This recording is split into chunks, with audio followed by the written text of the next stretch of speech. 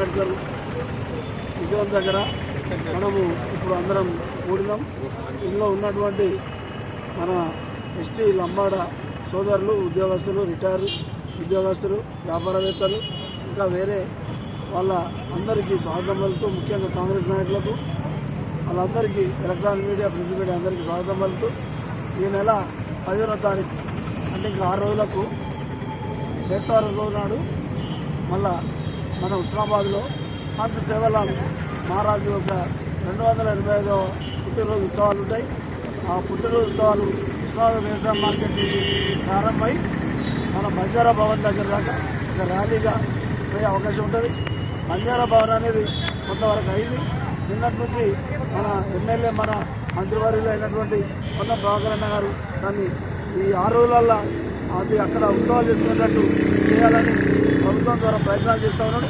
ఇవాళ మన ముఖ్యమంత్రి రేవంత్ రెడ్డి గారు, మన శాసనసభ్యులు, మన మంత్రి గారైన పొన్నం ప్రభాకర్ అన్న గారు చొరవతోని మోడీ ఆన్ డ్యూటీ అనే కార్యక్రమం, అంటే ఉద్యోగస్తులకు సెలవు అవసరం లేదు, అబ్సెంట్ లేదు, వేతనం వస్తుంది.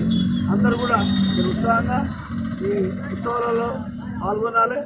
ఒక గురునానకు సిక్కులకు ఎట్లను, లంబాడ వాళ్ళకు, గిరిజనులకు, సంత సేవలకు, ఒక ముస్లింలకు ప్రవక్త ఎట్లను మన సేవలాలు అనేది అంటే ఈయన ఎంతో ముందు చూపుతో 285 సంవత్సరాల క్రితం ఆయన ఒక ప్రత్యేకంగా మనకు ప్రత్యేకంగా గిరిజనులకు ఒక దేవుడు, ఆరాధ్య దైవంగా మారిపోయాడు.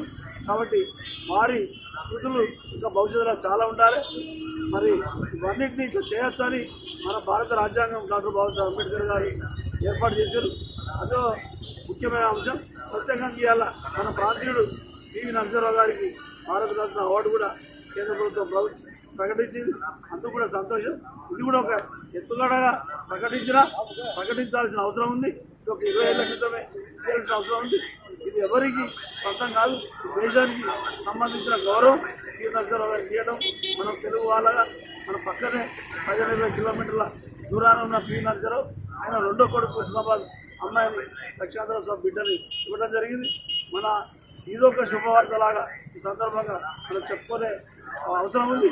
బాధ్యతను తెలియజేస్తూ మనం ఈ నెల 15 నాడు జరిగి సంత్ సేవలాల్ గారి 285వ పుట్టినరోజు ఉత్సవాలలో మనం అమ్మడి సోదరులే కాదు, మనం కూడా అందరం పోయి ఆ ఉత్సవాలను విజయవంతం చేయాలని